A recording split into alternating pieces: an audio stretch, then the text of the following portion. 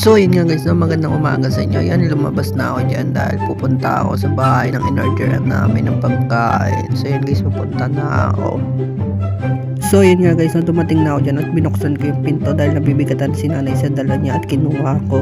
At kinuha niya na yung sukli ko dyan at pinakita ko muna yung pagkain. Ayan guys, habang nagbibideo ako, may nakita akong bata na nanonood sa bintana.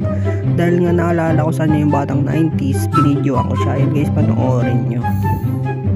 So yun nga guys, binidyo ko na yung bata. Yan siya guys, naalala ko sa kanya yung mga batang 90s, yung walang TV sa bahay, nakikinig lang sa kapitbahay, minsan napagsasarapan ng pinto at bintana. So yun nga guys, comment nga kayo kung naranasan nyo itong ganitong memories ng kabataan kayo.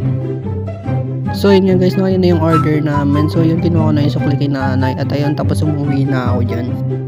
So yun nga guys, pauwi na ako. Ayan, naglalakad na ako dyan. Masyadong maaga pa ngayon guys, kaagising ko nga lang yan at kakabangon ko lang sa higaan. So yun guys, magandang umaga sa inyong lahat ulit.